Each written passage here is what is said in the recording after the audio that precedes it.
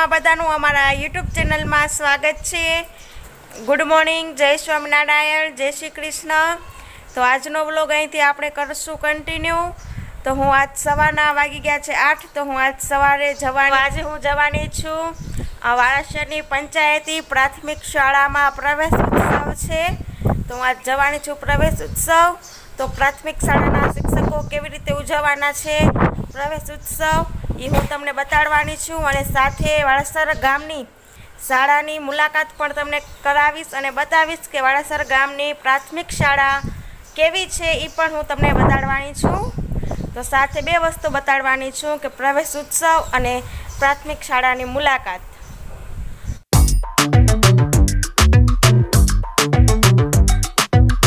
હું આવી ગઈ છું અમારા ગામની પ્રાથમિક શાળામાં। તો આજે પ્રાથમિક શાળામાં પ્રવેશ ઉત્સવ છે, તો બધું હું તમને બતાડીશ કે અમારા ગામમાં પ્રવેશ ઉત્સવ કેવી રીતે ઉજવાય છે એ, અને સાથે અમારા ગામની પ્રાથમિક શાળા પણ બતાવીશ। સ્કૂલના છોકરાઓ માટે સરસ રીતે ગ્રાઉન્ડ પણ બનાવવામાં આવ્યું છે, રમવા માટે રેતી નાખીને બહુ જ મોટું ગ્રાઉન્ડ બનાવ્યું છે, છોકરાઓ સરસ રીતે રમી શકે એટલા માટે। તો તમે જુઓ, બહુ જ મોટું ગ્રાઉન્ડ બનાવ્યું છે રમવાનું। તમે અમારા ગામની સ્કૂલ પણ જુઓ, કેટલી સરસ અને સ્વચ્છ સ્કૂલ છે। સ્કૂલમાં ક્યાંય એક પણ કચરો નથી, એકદમ સાફ સ્કૂલ છે। તમે જુઓ કેટલું સરસ રીતે બનાવેલું છે સ્કૂલ।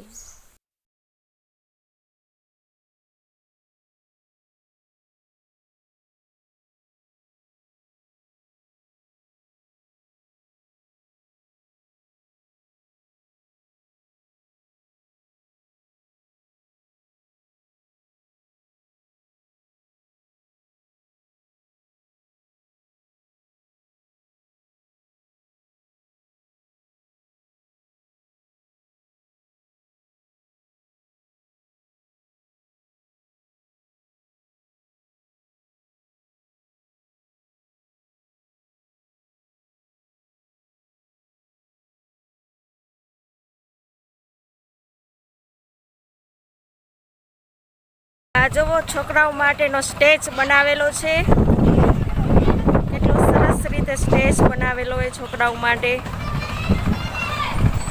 પ્રોગ્રામ માટેનો સ્ટેજ છે અને પ્રાર્થના સભા માટેનો પણ સ્ટેજ રાખેલો છે। આ વાળાસર પ્રાથમિક શાળાનું મુખ્ય કાર્યાલય છે। તમે જુઓ કેટલો સરસ કાર્યાલય બનાવેલું છે, મસ્ત મોટું। તમે જુઓ બહુ જ મોટું છે, બધી વ્યવસ્થા પણ રાખેલી છે કાર્યાલયમાં। હવે હું તમને બતાવવાની છું અમારા ગામની પ્રાથમિક સ્કૂલની લાઇબ્રેરી। તો ચાલો આપણે જઈએ લાઇબ્રેરી જોવા।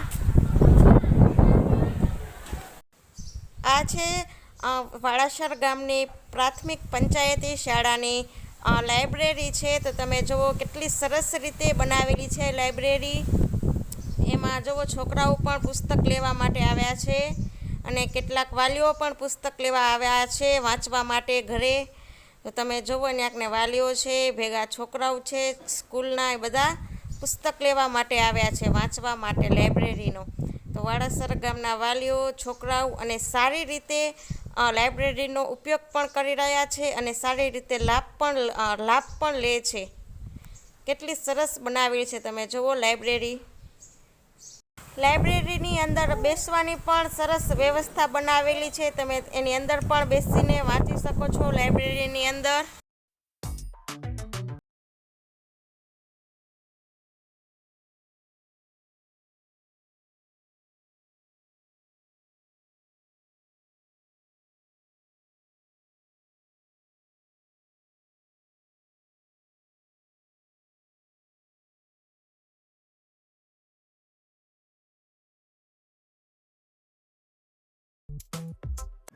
વાળાસર ગામની પંચાયતી પ્રાથમિક શાળામાં જે વિદ્યાર્થીઓ નવો પ્રવેશ કર્યો છે તે વિદ્યાર્થીઓને બેન પાર્ટી લઈ અને સ્વામિનારાયણ મંદિરે લઈ જશે ફઈના આશીર્વાદ લેવા માટે।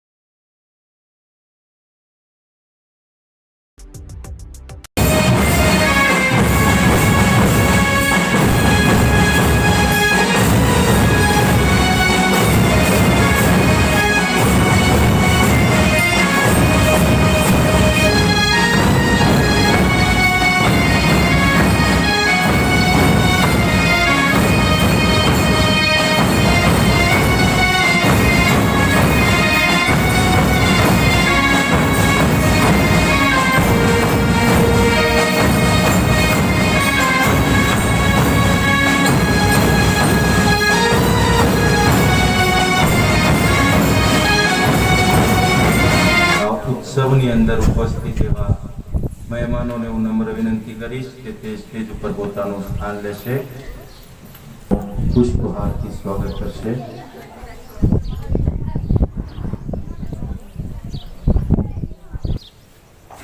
આગળથી આ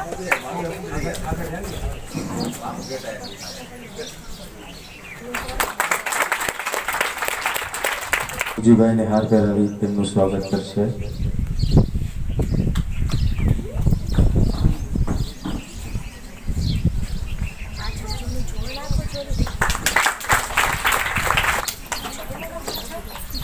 પેલું બાપાને હાર પહેરાવશે.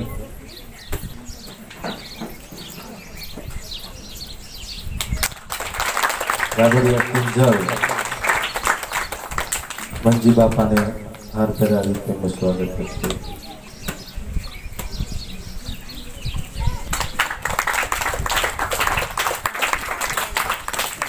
હવે આજનો આ કાર્યક્રમ અને આ કાર્યક્રમની સાથે સાથે બીજો પણ એક કાર્યક્રમ છે કે પ્રવેશોત્સવ અને સાથે બેટી બચાવો બેટી પઢાઓ કન્યા કેળવણીના વિકાસ માટેનો કાર્યક્રમ, એટલે આપણે બધી બાળાઓ દ્વારા જ મહેમાનોનું સ્વાગત કર્યું. બીજું એક કે આ વર્ષે આપણી શાળાને 50 વર્ષ પૂરા થઈ ગયા છે. 8મા મહિનાની અંદર 50 વર્ષ પૂરા થઈ રહ્યા છે. આ લગભગ આપણો આવો 50મો પ્રવેશોત્સવ હશે. આ શાળાની જયથી સ્થાપના થઈ તો આ 50મું વર્ષ છે. તો આ બહુ આપણા માટે આ એક મોટી વાત કહેવાય કે આપણી શાળાએ આ 50મો પ્રવેશોત્સવ કર્યો હશે. અને આ શિવજી બાપા એમને એ વખતે 2 મંદિરથી પહેલા કાલે હું એમને મળવા ગયો, એમના ઘેર ફોટો જોયો તો જઈ આ સ્ટેજ છે સ્કૂલ બનતી હતી. આ જે આપણા બગીચાનો ભાગ છે નવો બનતો તો અહીં આર્ચ લાગેલો છે જે લાલ રંગનો, એ સમયે નવો હજુ ઉભો કરવાનો બાકી ત્યાં પડેલો. આપણા સરકાર શ્રી દ્વારા નવું ધોરણ ચાલુ કરવામાં આવ્યું. ધોરણ 1 થી આગળ પૂર્વ પ્રાથમિક શિક્ષણની અંદર બાલવાટિકા નામનું એક નવું ધોરણ ચાલુ કરવામાં આવ્યું છે. તો બાલવાટિકાની અંદર આપણા 5 કુમાર અને 5 કન્યા, એટલે 5 છોકરાઓ અને 5 છોકરીઓએ પ્રવેશ મેળવેલ છે. આપણા ગામની અંદર એવું કોઈ બાળક તો આપણે રાખ્યું જ નહોતું. ગઈ સાલ 5 વર્ષે પ્રવેશ હતો તો આપણે કોઈ બાળક એવું રાખ્યું નહોતું. 50 વર્ષ થયા છે આ સ્કૂલ સ્ટાર્ટ કરીએ ને વારાસતી સ્કૂલને. વારાસતી સ્કૂલમાં તમને ખાલી કહી દઉં તો હું લગભગ એટલા વર્ષ થઈ ગયા છે કે અહીંયાથી નીકળી ગયો રહીશ. તો મને એટલું યાદ છે, મારા મમ્મી એમ કહેતા કે 1 દિવસ સ્કૂલમાં ગયો તો 1 દિવસ ને 1 કલાક એક રહી પછી પાછું પાછું. હું આ સ્કૂલમાં તમારા જેટલો હતો ત્યારે ભણી તો ગયો જ છું, ત્યારથી કાંઈ નથી પણ હતો ખરો 1 દિવસ 1 કલાક ગયો રહીશ. હવે બહુ આનંદની વાત છે આજે. એક તો આપણે 10 છોકરાઓ નવી જે સ્કૂલ ક્લાસ ચાલુ થઈ છે એમાં ભેગા થયા છે, એ પણ બહુ સારી વાત છે.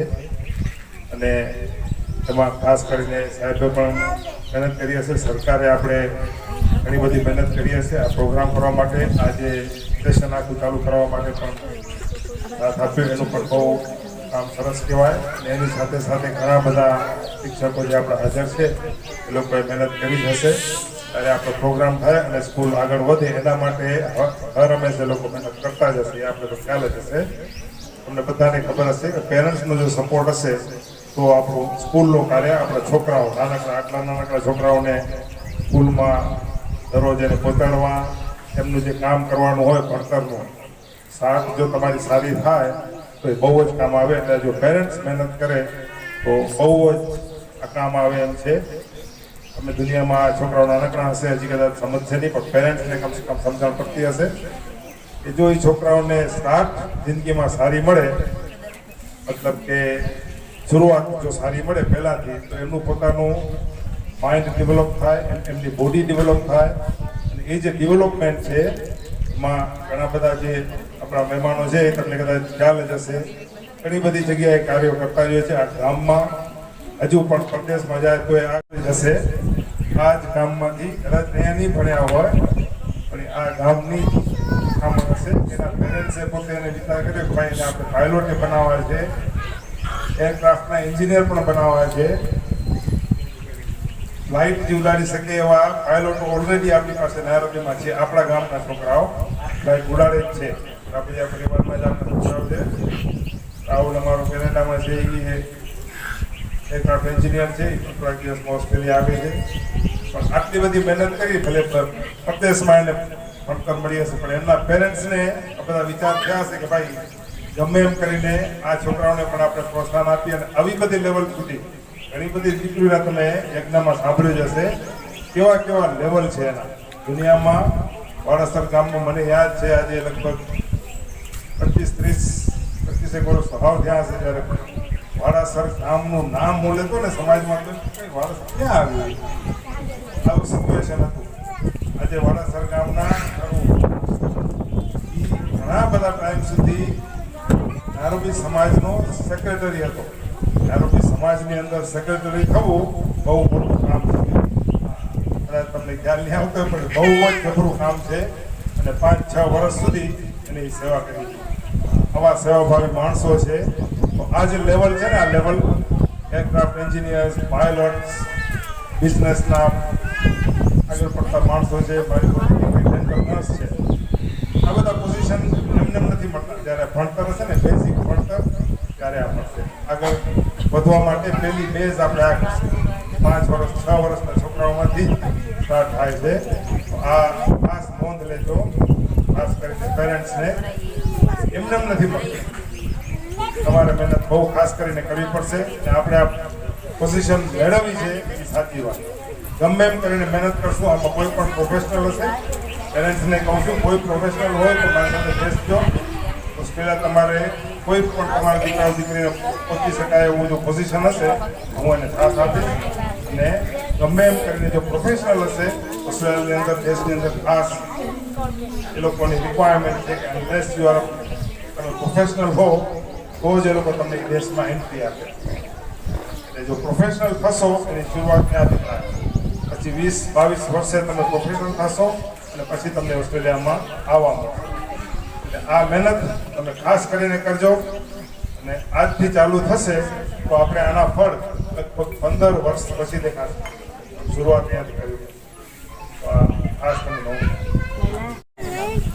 દરેક ધર્મના ધાર્મિક પુસ્તકો પણ છે, વચનામૃત પણ છે, પુરાણ પણ છે, ગીતા પણ છે. જેને જે કંઈ વાંચવું હોય, ધાર્મિક કોઈ વાર્તાની ચોપડીઓ હોય કે ગમે વાંચવું હોય તો તમે આ સ્કૂલની અંદર આવી શકો છો. આપણી સ્કૂલની અંદર કચ્છ મિત્ર ન્યૂઝપેપર પણ આવે છે, જે તમે અહીં બેસી વાંચી શકો છો. એ રૂમની અંદર લાઇટની, પંખાની બધી જ સુવિધા છે. કોઈને ત્યાં ના બેસવું હોય તો આપણું આ પ્રાકૃતિક વાતાવરણ પણ ખૂબ જ સુંદર અને સ્વચ્છ છે. તો આ લાઇબ્રેરીનો તમે પણ લાભ લ્યો. તમારા બાળકને અહીંથી 15 દિવસ એકવાર પુસ્તક આપવામાં આવે છે. તો ઘેર એ પોતાના અભ્યાસ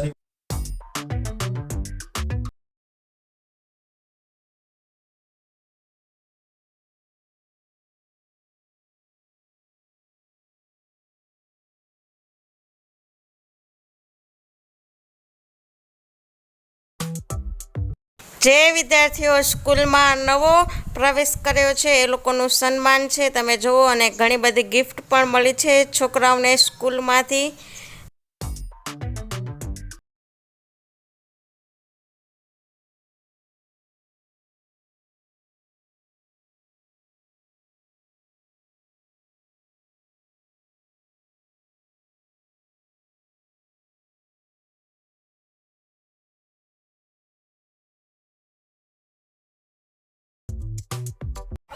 આજનો વિડીયો હું અહીંયાને એન્ડ કરું છું. તમને મારો વિડીયો કેવો લાગ્યો એ કમેન્ટ બોક્સમાં બતાવજો. લાઈક કરો, શેર કરો, કમેન્ટ કરો અને સબસ્ક્રાઈબ કરો. અને અમારા વિડીયોને પણ લાઈક કરો.